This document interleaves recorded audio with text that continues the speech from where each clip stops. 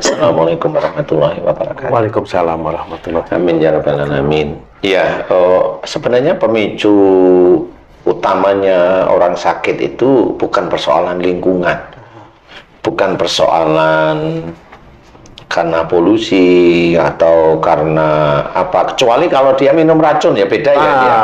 Ini beda. Karena yang diminum sendiri sudah bisa menimbulkan sakit ya. Betul. Jadi yang penyakit umum aja, yang penyakit umum itu umpamanya ya batuk, ya pilek, ya kemudian sesak nafas, kemudian pusing atau mulai agak berat-berat dikit, saraf terjepit ya. Kemudian bisa kanker, bisa tumor, kiste, atau sel telur yang mengecil, kan begitu-begitu nih, penyakit-penyakit yang seperti itu. Jadi triggernya bukan dari polusi. Jadi kalau momennya ada sel telur mengecil, wah ini karena polusi ya nggak bisa. Ya. Ini tumor karena polusi ya nggak bisa. Kalau sekarang kan hampir semua masalah dikaitkan dengan polusi, Mas. Iyalah, sehingga keluarlah jalan keluarnya adalah pengadaan barang karena polusi. Ya, itu memang lama-lama pengangguran tuh karena polusi. Ya. Karena pengangguran karena polusi ya, karena nggak ada pemasukan ya dipecatin semuanya anak buahnya. Jadi ya itu karena polusi. Jadi penyakit itu memang di dunia ini kan belum bisa menemukan yang sesungguhnya, kecuali stroke karena pecah pembuluh darah, nah itu. Tapi kenapa pecah pembuluh darah, itu nggak pernah ketemu. Ya. Kemudian pembuluh darah jantung tersumbat, dia kena jantung koroner sehingga harus pakai ring. Nah, kenapa kok bisa ada sumbatan pada pembuluh darah di jantung? Terjawab, mamanya kolesterol tinggi. Pertanyaan, kenapa kolesterol bisa tinggi? Kan itu harus dicari. Nggak semua orang yang gendut, nggak semua orang yang gendut kolesterolnya tinggi. Nggak semua orang yang kurus tidak terkena kolesterol. Kan seperti itu. Jadi harus difikirkan, harus bijak memikirkan sesuatu. Nah, disinilah sebenarnya di dalam Islam itu sudah diberitahukan oleh Allah Ta'ala bahwa kita harus mencontoh Rasul. Makanya Rasul itu sebagai uswatun hasanah, sebagai contoh yang baik dari perilakunya, perilaku sehari-hari, dari cara berpikir, melihat sesuatu, mendengarkan sesuatu, membicarakan sesuatu, bergeraknya, kemudian semuanya apa saja. Sampai banyak teman-teman yang nyunah itu sampai duduknya, sendennya, cara megang kakinya, kalau habis subuh itu bagaimana duduknya Rasul itu ditiru sebenarnya. Ya nggak apa-apa, boleh-boleh aja seperti itu. Tapi itu nyunah gerakan. Ya. Akhlak itu banyak. Jadi akhlak itu adalah dari sebenarnya diawali dari nafsu seseorang.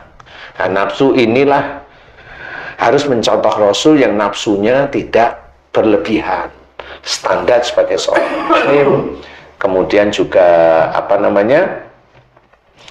bisa dieliminir nafsu-nafsu yang tidak baik. Nafsu-nafsu yang baik, Rasul itu biasanya tetap itu dari Allah Ta'ala, diminta melakukan ini, diminta melakukan ini, diminta melakukan ini, seperti itu. Nah, itulah kita mencontoh akhlak Rasulullah. Selama ini akhlak yang berhubungan dengan melihat, yang berhubungan dengan berpikir, ini akhlak ya. Yang berhubungan dengan mendengar, yang berhubungan dengan bicara. Bicara nanti dibagi macam-macam, semuanya ya, termasuk melihat, mendengar, berpikir itu dibagi macam-macam. Bicara dengan nada lembut, bicara nada agak keras, bicara lembut tapi menyakitkan. Nah, ini beda lagi. Bicara yang lembut menyakitkan terus, nggak kasar. Ada bicara yang nggak menyakitkan tapi teriak-teriak. Istilahnya, kami dari suku ini nggak bisa bicara lembut. Nah, ya itu terserah aja kan. Allah aja menyuruh kita itu lembut dalam segala urusan. Ya, kemudian apa? Nada bicara aja udah beda-beda. Dari yang lembut, kelihatannya lembut, tapi menyakitkan ada. Yang lembut karena takut ada.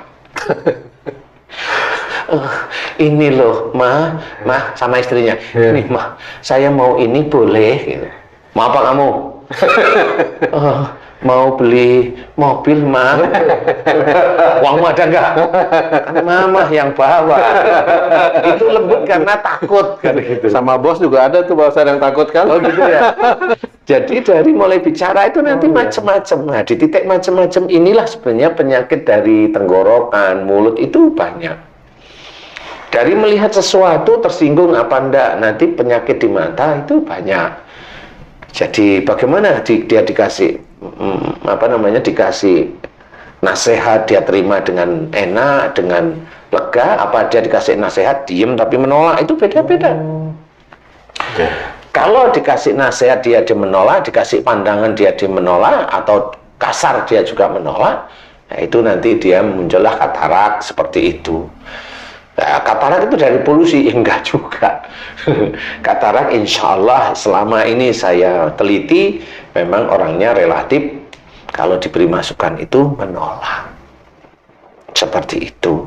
Nah kemudian tenggorokan sama, akhirnya kayak Haji C umpamanya gatal terus. Nah gatalnya tenggorokan Haji C ini bukan masalah polusi, enggak.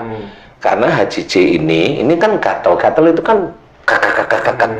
Sebenarnya Haji C itu pengen banyak ngomong sama istrinya, tapi terkendala nggak berani, sehingga yang mau diomongkan itu nggak keluar. Nah itu jadi menjadi keinginannya kuat, tapi nggak bisa keluar.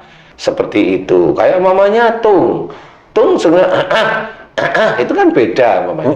Nah itu cirinya apa? Tung itu punya ciri kalau ada orang ngomong, maunya ngomong, nyusulin aja. Betul Pak Ustadz itu. Jadi kalau ada orang yang seperti itu banyak insya Allah orang itu kalau ada orang ngomong dia maunya nyusulin terus. Apalagi ngejak debat, ngonter atau pokoknya ikut ngomong, nimbrung atau ngonter seperti itu. Insya Allah seperti itu. Jadi kalau ada teman nggak usah takut, walaupun dia pendiam, dia memang hobinya ngonter omongan orang lain. Seperti itu. Jadi sudah, kenapa? Ini sudah saya teliti. Jadi itu orang muslim atau non muslim itu sama aja. Sehingga itulah akhlak. Bagaimana orang bicara jangan dikonter, dengerin aja. Itu kan ciri Rasul. Kalau ada orang bicara dengerin. Baik-baik, siapa tahu pembicaraan dia itu malah nasihat untuk kita. Tapi karena kita itu merasa pintar ya dikonter aja. Jadi sebenarnya harus kita pikirkan bahwa akhlak itulah yang insya Allah menentukan. Nah, kenapa? Umpamanya kamu yang sering kontrol, nanti di daerah sini ada itu hormon-hormon yang di daerah sini itu dia itu akan mengeluarkan, dia akan terinfeksi atau dia meradang di titik itu.